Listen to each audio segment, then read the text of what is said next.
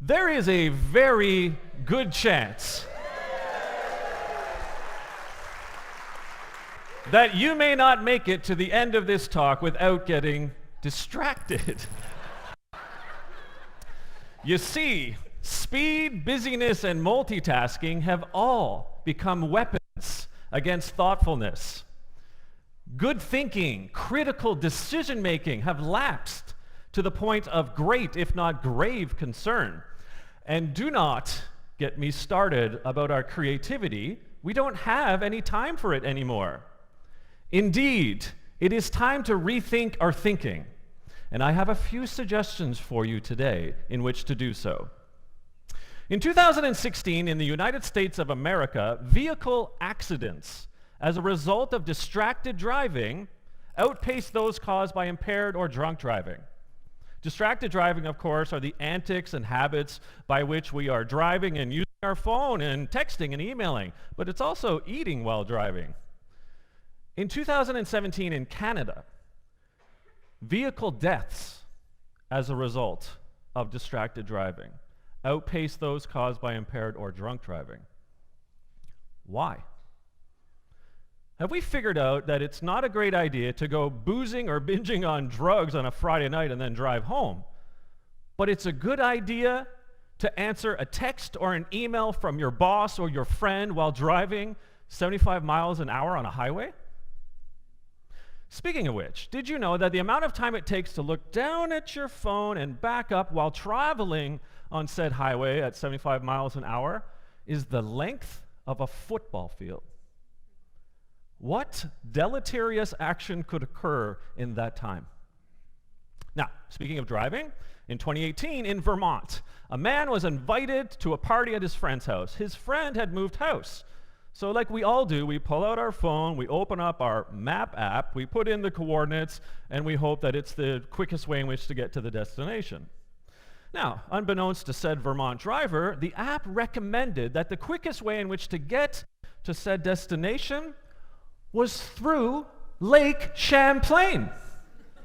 And so our driver drove down a boat ramp, submerged his car into the middle of Lake Champlain, and waited for the Coast Guard to rescue him and his 2 passengers. Everybody was saved. Not to be outdone, in Australia, in Moortown, Queensland, on the east coast of Australia, 3 Japanese tourists saw this island over yonder. And they said, we must visit that island. And so they plugged in the coordinates of the island into their onboard, on-in-car navigation system. Unbeknownst to the drivers, there was 15 kilometers between the main and the island of gravel, mud, and what was it? Oh, the ocean. And so our 3 Japanese tourists started driving in the gravel. They got stuck in the mud. They panicked. The tide quickly came in, and so too the Coast Guard had to rescue these 3. Everybody was saved. Why are we outsourcing our thinking? Why aren't we making good critical decisions? What's happening to our creativity? It gets worse. We're losing our focus. Researchers have proven that in the year 2000, us, human beings, our attention span was 12 seconds. You're like, wow, that's not a lot. Well, today, it's 8 seconds. That is, if you're a mathematician, a 33% drop. Now, here's the kicker. The attention span of a goldfish is 9 seconds. We don't even have the attention span of a fish. So yes, for the past 4 years or so, I've been thinking about our thinking. I've been researching, chatting with artists and others across this planet. And it comes down to 2 key things, I believe, if you want to become an open thinker. The first is reflection. To reflect is to ideate, it's to brainstorm, it's to marinate in the moment, it's to ponder, it's to pontificate. But so too, it's to be wise. It's to base a decision on fact, not fiction. You must be judicious. If you leave reflection too quickly, by the way, you may miss out on one of those ideas, but you also may make a decision in haste. Spend too long in reflection, and you're called a fence sitter, what psychologists refer to as suffering from paralysis by analysis. So we must balance our reflection. We must look up and out as much as we must look down and in. And the second bit to open thinking is action. Now, some of us get stage fright, as it turns out, and we don't want to jump to action, right? We're worried about what our boss may say or what our peers at work may say. We're a little bit fraidy cat. But what's really gripping society is this addiction to action. We're jumping to execution. If you prefer this sort of analogy, we are suffering from tyranny of the urgent syndrome. We are all addicted to a pill, and on its label it says busyness. And if you're a Star Wars fan, because I am, think of being sucked in by the Death Star's tractor beam to something called multitasking and distractedness. And in the organizations in which I work with, there's this mantra: do more with less. So our organizations are rife with action. Well, here's the problem. Guess what happens when we get stressed? Our bodies emit a hormone. It's called cortisol. That is the stress hormone. When we're too stressed, we have the fog of war in our minds. We can't create, and we don't make great decisions. So how is our action actually going to work out? Now, I like metaphors. I also like popcorn, so here we go. So, movie night at the Pontefract house, we make popcorn, but the old-fashioned way. We get the pot out, we put the oil in, we sizzle up the kernels, put the lid on, of course, shake it up, put the popcorn into the bowls, we enjoy our movies. Now, what if we were to take that metaphor of popcorn and plot it against an XY axis of reflection and action? If you want to be an open thinker, let's say you want to have that fluffy, delectable, delicious popcorn, you will balance action and reflection, right? But what if you jumped into action right away? What if you got too impatient? What if you wanted the popcorn so quickly you didn't care? What would you be left with? Kernels and oil? Gross. Flip it around. What if you spend too much time reflecting? You know, maybe you actually got the pot on there, maybe you put the oil in, right? But then you're like, I don't know, how long does this take? I don't know. What's that smell? I'm not, oh yeah, it's burnt popcorn. But worse, what if you didn't care? Maybe you put the pot on there, but then like some of us at work, we just walk away. We're apathetic. What happens when you walk away from a stove? Fire! You see, when we are poor thinkers, we're lost in a corn maze. And I got some habits to introduce today, to reintroduce for some of you. But the first is an easy to remember tagline: dream, decide, do, repeat. So I will. Dream, decide, do, repeat. When you dream, you ideate, you brainstorm, you marinate in said moment. Maybe you're collaborating with people, maybe you're not. Maybe you go for walks, maybe you're hiking. You're just soaking up what's out there. When you decide, you're taking the facts, the evidence, and your ideas and making those judicious decisions, ethically and on time. But we must apply our thinking, we must do. But the problem is that we're all jumping to the doing. So in dream, decide, do, don't start with do, but also reserve the right to repeat and go back to dreaming and deciding if new information presents itself or things go awry. When things go awry. So, it's not going well, this dream, decide, do thing. In the run-up to the 2016 US presidential election, did you know then candidate Donald Trump was endorsed by Pope Francis? Amazing. First pope ever to endorse a political candidate, except there was a teensy tiny little problem here. He didn't. Yet, the news site called WTOE5 News had put out this wonderful press release with copious amounts of Pope Francis quotes that said he had endorsed the Pope. Hundreds of thousands of people shared the news via Twitter feed, Facebook, email, letter carrier. But they were duped. But what did they do? It's a metaphor. They jumped to action. They did not come back and ask themselves, is this true? And what other opportunities may there be? The Pope had to come out and issue his own press release. I never endorse political candidates anywhere. Or what about the lead up to World War II? The Maginot Line. Now, the French were expecting the Germans to invade their country. And so they went back to sort of World War I thinking. How was World War I fought? Trench warfare. So they said, let's build a bigger trench, heavily fortified, armored. In it were shopping malls and cinemas. You could watch a movie, get your hair cut down there. And they waited. And the Germans, what did they do? Well, history tells us that they invented a new type of thinking, a new type of warfare. It's called blitzkrieg.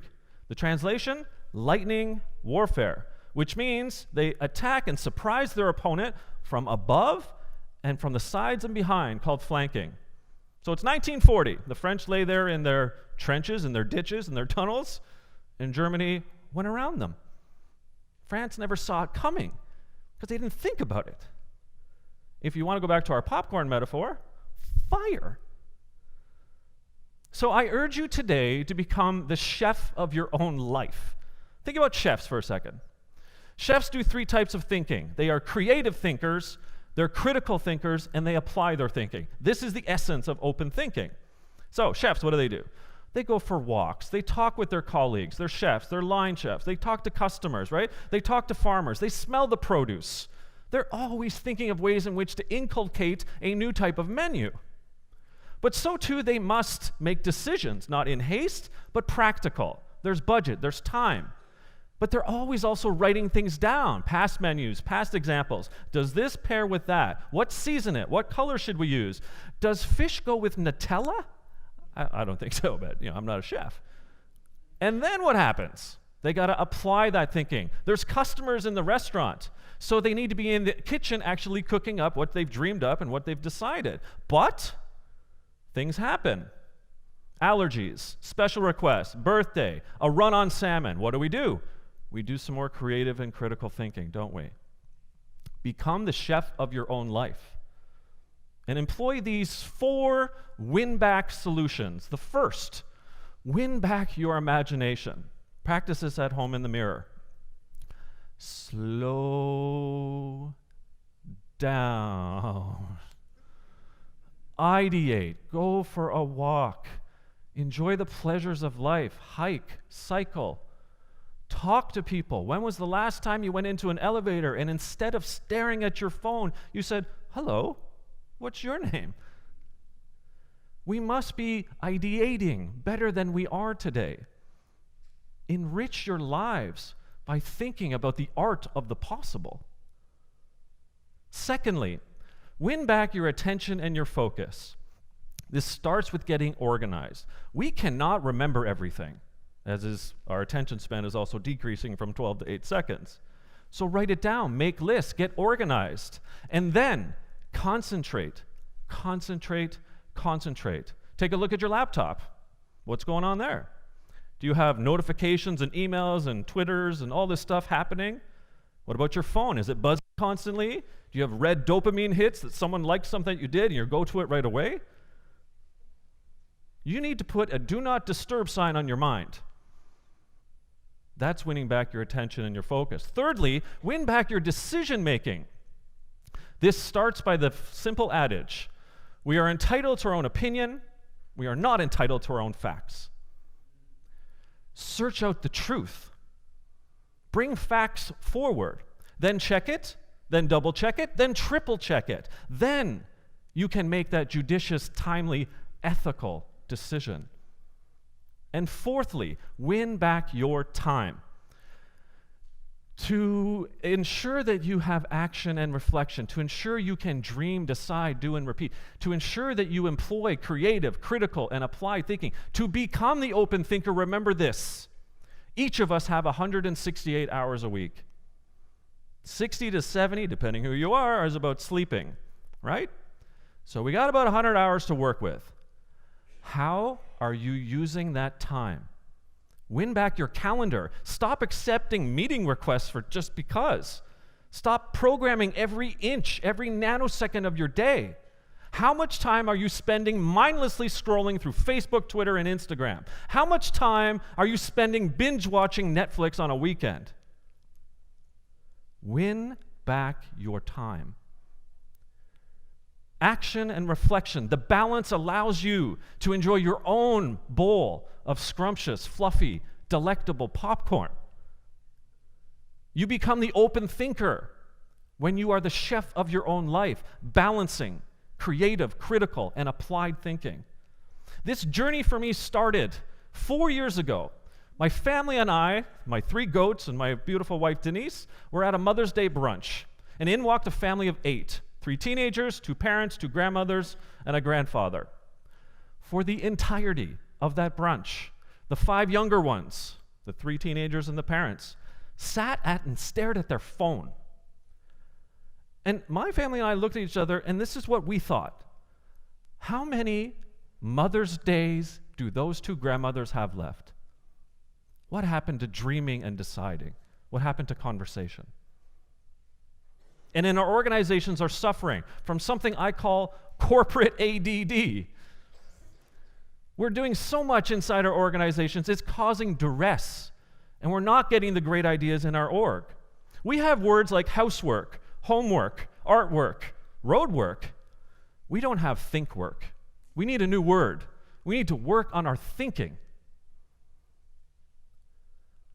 Dream, decide, do, repeat. And when you do, you will win back your life. You will become, again, the open thinker. And in the words of the great Roman Marcus Aurelius, very little is needed to make a happy life.